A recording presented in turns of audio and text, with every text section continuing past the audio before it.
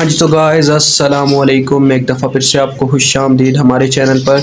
तो गाइज़ ये रही हमारी लर्निंग असेसमेंट 9.1। तो इसमें उसने हमें कहा हुआ है कि मुझे power absorbed by each resistor आपने बतानी है। यहाँ पे रजिस्टर हमारे पास 3 हैं। देखिए, एक ये रजिस्टर है, एक ये है और ये भी एक रजिस्टर ही है एज आ इंडक्टर। सॉरी, ये कैपेसिटर था, मैंने इंडक्टर कर दिया। चले, बात एक ही है। अब आपको मैं एक असूल बताऊंगा कि इंडक्टर और कैपेसिटर अपने अंदर कभी भी पावर जो है स्टोर नहीं करते परमानेंटली, वो हमेशा टेम्पोरेरीली करते हैं। तो हम ऐसे क्वेश्चन में जिसमें उसने कहा हुआ होगा कि हमें पावर फाइंड आउट करके दें, हम इनको इग्नोर कर देंगे और पावर फाइंड आउट करेंगे इसके थ्रू और इसके थ्रू। अब हमने एवरेज पावर निकालनी है। एवरेज मतलब के बटे में 2 लाजमी आएगा, 1/2 से मल्टीप्लाई होंगी पावर्स। पावर का फार्मूला हमारे पास 3 तरह का होता है, जैसे कि power is equal to V I is equal to I square R which is equal to, उसके बाद एक और फार्मूला बनता है वी स्केयर ओवर आर। तो ये तीनों फार्मूले आपने अपने जहन में रखने हैं। अभी पहले हमारे पास क्या होनी चाहिए पावर के लिए। अब रजिस्टर के थ्रू अगर हमने इसकी पावर फाइंड आउट करनी है, यहाँ पे पोलर का और रेक्टेंगुलर का कंसेप्ट आएगा, तो वो मैं एक अलहदा से वीडियो बनाऊंगा ताकि आपको समझ आ जाए कि कैसे हम एक फेजर एंगल को इस मतलब के कम्प्लेक्स पार्ट में लेके जाते हैं और कैसे कम्प्लेक्स पार्ट को हम फेजर में लेके जाते हैं। ये चीज़ें आपको समझानी बहुत ज़रूरी हैं। तो बगैर टाइम ज़ाया किए हम वीडियो स्टार्ट करते हैं। सबसे पहला हमारा काम क्या होना चाहिए गाइस, पावर के लिए हमें करंट चाहिए। अगर हम रजिस्टर के क्रॉस फाइंड आउट करना चाहते हैं तो टोटल करंट पहले फाइंड आउट करेंगे। कैसे जी, पहले हमारे पास टोटल वोल्टेज मौजूद है, हमें पहले इसकी टोटल रेजिस्टेंस निकालनी पड़ेगी। तो ये देखें, ये इंडक्टर और ये जो रजिस्टर है ये आपस में लगे हुए हैं पैरेलल। पहले हमें इन दोनों का क्या निकालना पड़ेगा, पैरेलल निकालना पड़ेगा। तो चलिए आए हम पैरेलल निकालते हैं। यहाँ पे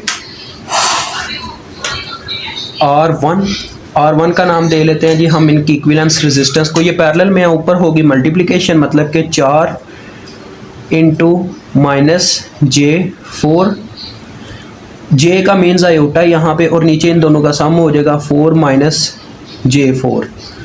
अब इसमें से दोनों में से देखें 4 कॉमन निकल रहा है, तो हम लिहाजा 4 कॉमन ही ले लेते हैं। ये 4 कैंसिल हो गया, तो पीछे हमारे पास क्या बचा, -4j ऊपर रह गया। 4 को मैं पहले लिख लेता हूँ, डिवाइडेड बाय 1 - j। ये मैंने क्या किया जी, नीचे से 4 कॉमन लिया और उससे ये काट दिया। तो ये हमारे पास आ गया जी इतनी ओहम रेजिस्टेंस R1 की।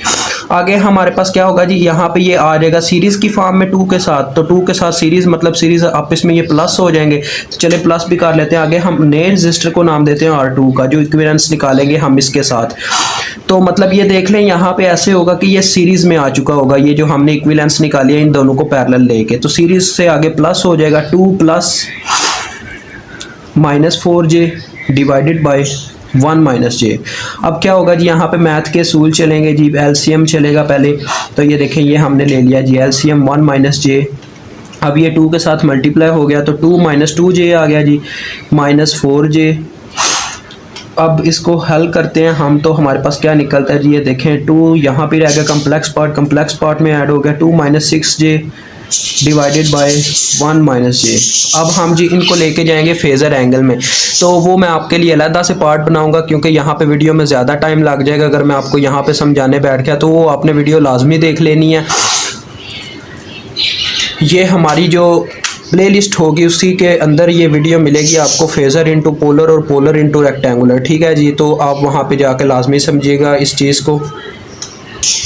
हाँ जी, तो गाइज़ ये मैंने कैलकुलेटर पे कर लिया है। ये आ रहा है हमारे पास R2 इज इक्वल टू, अब ये जो ये ऊपर वाला पार्ट है इसका रियल पार्ट आ रहा है फेजर के साथ वाला 6.32 इंटू एंगल आ रहा है हमारे पास -71.56 डिग्री। उसके बाद डिवाइड हो रहा है ये जो नीचे वाला, इसे भी मैंने फेजर में किया है, तो ये आता है हमारे पास 1.41 इंटू एंगल आ रहा है -45 डिग्री। अब हम क्या करेंगे जी, रियल पार्ट को रियल पार्ट से डिवाइड कर देंगे, तो ये हमारे पास कितना बनता है जी 4.48। और एंगल क्या होगा जी, एंगल नीचे माइनस हो रहा है, ऊपर जाके इसमें प्लस हो जाएगा, तो हमारे पास एंगल कितना बनेगा -26.56 डिग्री। तो ये निकल आई हमारे पास इक्विवेलेंस रेजिस्टेंस पूरे सर्किट की। अब हम इक्विवेलेंस करंट टोटल करंट निकालना चाहते हैं, हम ओहम्स लॉ लगा देंगे, टोटल वोल्टेज को डिवाइड कर देंगे टोटल रेजिस्टेंस के साथ। I is equal to V/R। अब मैं V/R नहीं लिखता, डायरेक्ट वैल्यूज पुट करता हूँ। 12 × 60 डिग्री एंगल है, ये भी फेजर में था, इसी वजह से हमने इसको फेजर में लिया है। तो देखें 4.48 सारा फेज़र का कंसेप्ट है। ये बहुत ईजी क्वेश्चन है, प्रीवियस चैप्टर से अगर आप इनको एक दफ़ा समझ लें तो आप चुटकी बजा के ये क्वेश्चन हल कर सकते हैं। आपने क्या करना है जी, वैसे ही रियल पार्ट को रियल पार्ट से डिवाइड और एंगल को एंगल में से। तो जी देखें क्या बनेगा, 12 को अगर हम इससे डिवाइड करते हैं तो आता है हमारे पास 2.68। आगे एंगल की बात की जाए तो ये ऊपर जाके प्लस हो जाएगा क्योंकि नीचे माइनस हो रहा है, ऊपर जाके प्लस हुआ तो ये बन गया 86। देखें 26 जमा किया 86 हो गया 0.56 डिग्री। अब ये करंट है तो साथ में एम्पेयर आ गया। अब जी हमारे पास इक्विवेलेंस करंट आ चुकी है। अब हम 2 ओम की पावर जो है इजीली फाइंड आउट कर सकते हैं क्योंकि इसके पास पावर टोटल पावर पहुंच रही है, टोटल करंट पहुंच रही है। आगे जाके 2 हिस्सों में डिवाइड हो रही है, वो हम फाइंड आउट करके बस 2 रेजिस्टर के क्रॉस हमने फाइंड आउट करनी है। ये हमारे पास कम्प्लेक्स पार्ट है तो इसको हम नहीं सॉल्व करते, हम सिर्फ इनके क्रॉस जो है पावर फाइंड आउट करते हैं। तो चलें पावर फाइंड आउट करते हैं जी। P इंटू 4 ओम आपने लिख लेना है और ऑब्जर्व हो रही है, लिहाजा यहाँ पे A छोटा सा डाल दें आप। तो 1/2 एवरेज पावर हम निकाल रहे हैं, 1/2 लाजमी आएगा, आगे I²R क्योंकि हमारे पास इसकी करंट है और रेजिस्टेंस है, वोल्टेज नहीं है इसके क्रॉस, तो हम सीधा सीधा सिंपल सा फार्मूला लगाएंगे। अब ये IM² है। अब यहाँ पे भी बच्चे कंफ्यूज हो जाएंगे, ये IM² से क्या मुराद है। IM से मुराद होती है ये रियल पार्ट की वैल्यू। यहाँ पे हम ये फेजर एंगल नहीं छापते पावर के अंदर, फेजर एंगल को आपने छोड़ देना है। ये इसका सिंपल सा फार्मूला है। एक रेजिस्टर के क्रॉस ऐसे फाइंड आउट होते हैं, जब वोल्टेज की बात आती है उसमें एंगल आते हैं लेकिन उनका भी एक अलहदा से ही रोल होता है। तो देखिए हम वैल्यूज पुट करते हैं। अब ये इसकी IM वैल्यू है 2.68, तो ये आगे 2.68 होल का स्क्वायर इंटू R हमारे पास कितना 2 ओम, यानी कि जो इसका स्क्वायर निकलेगा वही बराबर होगा क्योंकि 2 से कैंसिल हो गया। तो इसका स्क्वायर जब हम लेते हैं तो हमारे पास आता है 7.19 मीन्स के 7.2। अब आगे ये वाट में आएगी तो ठीक हो गया जी, ये हमारी पावर निकल आई। अब हमें पहले इसकी यहाँ पे देखें 2 पार्ट में करंट तक डिवाइड हो रही है। ये देखें यहाँ पे हमारी करंट आ रही थी I, यहाँ पे आके 2 हिस्सों में डिवाइड हो गई है, I1 इंटू I2। ठीक है जी, हमने बस I1 चाहिए हमें क्योंकि हमने इसके क्रॉस पावर फाइंड आउट करनी है। तो हम क्या करेंगे जी, यहाँ पे हम लगा देंगे अपना करंट डिवीजन रूल। अब इसके क्रॉस हम जो सा रजिस्टर ले रहे हैं जिसके क्रॉस हम करंट फाइंड आउट कर रहे हैं उसके पैरेलल वाला रजिस्टर ऊपर आएगा, यानी कि ये ऊपर आ गया जी -4j और डिवाइडेड बाय इन दोनों का सम 4 - 4j multiply by total current. Total current हमारे पास ये है जी, ये सारी करंट इससे मल्टीप्लाई हो गई।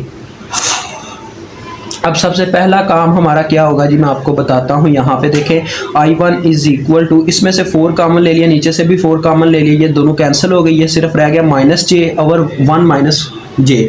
तो इसको मैं पहले कम्प्लेक्स पार्ट में ले जाता हूँ। ये 4 मैंने कैंसिल कर दिया, कम्प्लेक्स से मैं फेज़र में लेके जा रहा हूँ। तो फेज़र में हमारे पास आता है 1 इंटू एंगल -90 डिग्री। ये मैंने पहले से ही क्वेश्चन करके रखा हुआ है ताकि ये मेजरमेंट्स में ज़्यादा टाइम ना लगे हमारा। और यहाँ से भी हम जब करेंगे 1.41 इंटू एंगल आ जाएगा हमारा -45 डिग्री। अब यहाँ पे एक बात बताता चलो जी मैं आपको, आपने क्या करना है, सबसे पहले रियल पार्ट को छेड़ना है जी। रियल पार्ट 1 को इससे डिवाइड करें, फिर जो वैल्यू आती है उसको इससे मल्टीप्लाई कर दें, आपको करंट का IM मिल जाएगा, मतलब रियल पार्ट मिल जाएगा। तो इस सब को मल्टीप्लाई देने के बाद हमारे पास जो नंबर आता है वो है 1.9। ठीक है जी। उसके बाद एंगल की बात की जाए, एंगल भी एंगल आपस में ही सब कुछ करेंगे। ये इससे डिवाइड हो रहा है, यानी पहले ये इसमें से प्लस कर दें, मतलब ऊपर जाके ये एंगल प्लस हो गया, -45 डिग्री बचा। फिर इस एंगल में से प्लस कर दें क्योंकि मल्टीप्लिकेशन यानी दोनों एंगल आपस में ऐड हो रहे हैं। तो उसके बाद जो हमारे पास एंगल बचता है वो आता है 41.56 डिग्री। तो ये आ गई है हमारे पास I1 की वैल्यू। आगे हम सीधी अपनी पावर फाइंड आउट कर लेंगे। P = 2 ओम्स जो कि ऑब्जर्व हो रही है, एवरेज पावर है तो 1/2 इंटू IM² R। अब आप इसको I1M² कह सकते हैं क्योंकि ये I1 के क्रॉस M है। तो हम इसको जी पुट कर लेते हैं इनकी वैल्यूज़। आपने पहले इनको रेजिस्टेंसेस को नाम दे लेने हैं ताकि आगे ना जो उस्ताद होते हैं उनको कन्फ्यूजन ना पैदा हो कि कौन सा रजिस्टर छेड़ रहा है, क्या कर रहा है। तो ये इसलिए उस्ताद के लिए आसानी पेश करेंगे तो वो इंशाल्लाह आपको नंबर देने में भी आसानी पेश करेगा। ठीक है जी। तो ये इसका स्क्वायर आ गया। उसके बाद देखें हमारे पास 4 ओम का रजिस्टर था, ये 4 आ गया। अब इसको आपने क्या करना है, 2 1 2 2 इसका स्क्वायर लें, 2 से मल्टीप्लाई दें तो ऑब्वियसली हमारे पास जो पावर आएगी वो है 7.2 वाट। ये भी हमने कैलकुलेट की हुई है। तो मुझे उम्मीद है आपको क्वेश्चन की समझ आ गई होगी। अगर आपको कोई भी परेशानी पेश आती है तो मैंने वीडियो के स्टार्ट में बताया, आप हमसे रब्ता कर सकते हैं इनबॉक्स में। अल्लाह हाफिज़, अस्सलाम वालेकुम।